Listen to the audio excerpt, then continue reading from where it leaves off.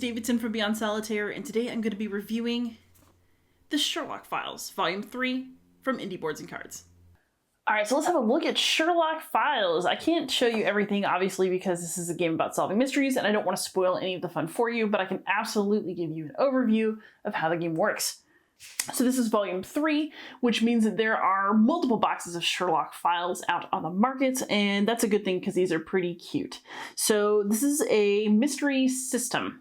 When you open the box, you are going to get 3 mysteries. So you have Among the Graves, The Butler, and Who is Vincent LeBlanc? And what's neat is that these are completely separate cases. They actually take place in different locations and at different points in time. So you're getting 3 totally different experiences. It's just called the Sherlock Files because it's about solving mysteries. So there's a loose Sherlock theme, but you're not doing all Victorian all the time.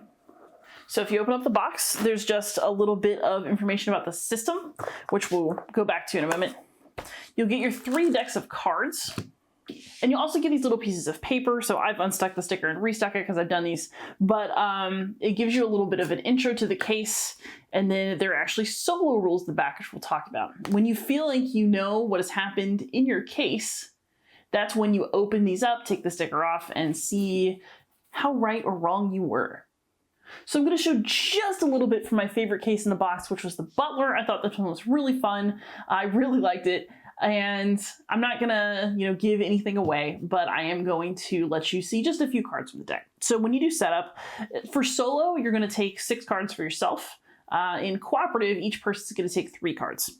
So you put this first card in the middle. So we have the butler is now the victim, and then you will deal out some cards. So if we were playing co-op, then both players would get 3 cards, and you can do a little bit of talking about what you see. But essentially in the turn structure, you either decide to reveal the information on a card, so you put it out in the middle of the table for everybody to see and use, or you decide that the information on the card is not useful to the case and you discard it. So the thing that makes this particular detective game challenging is that you don't get access to all the information at the end if you want to win. There's a scoring system that actually penalizes you for letting useless information get onto the table. So you're trying with your partner or with your group or with yourself to determine what is legitimate information for your case and what is best ignored. And that's what makes it fun. So in a co-op game, you either put a card out into the middle of the table or you discard it. And there's a little bit of table talk allowed. You can't show other people your cards and you can't just read the whole card. But some of the cards are going to have this little symbol on them with a paper clip and like a little shred of paper, or they'll have underlined words, and that information you are allowed to share. So you might have 2 words underlined on a card that has several sentences, and you have to figure out how to make that useful without actually giving away what's on the card. Or you'll have bits of text that are permitted to share. I think it makes things more confusing, but in a fun way. All right, so in the solo game instead, what's going to happen is you are going to have a whole hand of 6 cards. So you see everything and you don't have anybody to talk with. And instead of having either reveal or discard, because that doesn't really make sense for solo, you're going to have 2 discard piles. So there's one called the final discard pile, or once you put a card there, it's gone. You have to totally be rid of it. There's also something called the temporary discard pile.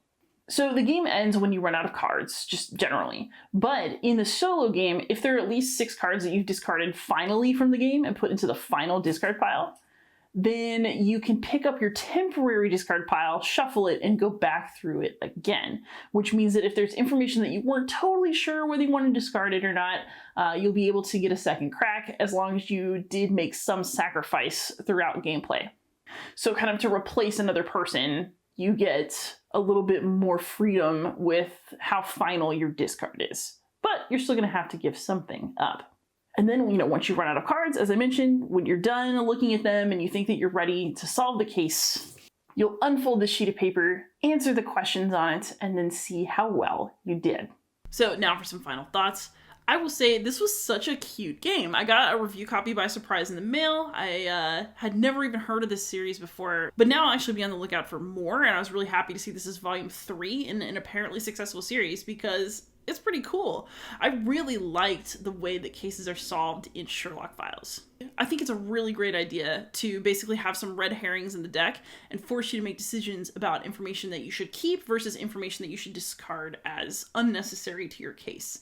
That made some stressful decisions in the game on top of actually just trying to solve the mystery that I thought really added some spice, and that would definitely keep me coming back for more. The mysteries themselves were also very good. I think it's a good or a bad thing depending on how you feel about these sorts of games, that they were self-contained. So each of the mysteries took place in a totally different setting, totally different characters, totally different time periods.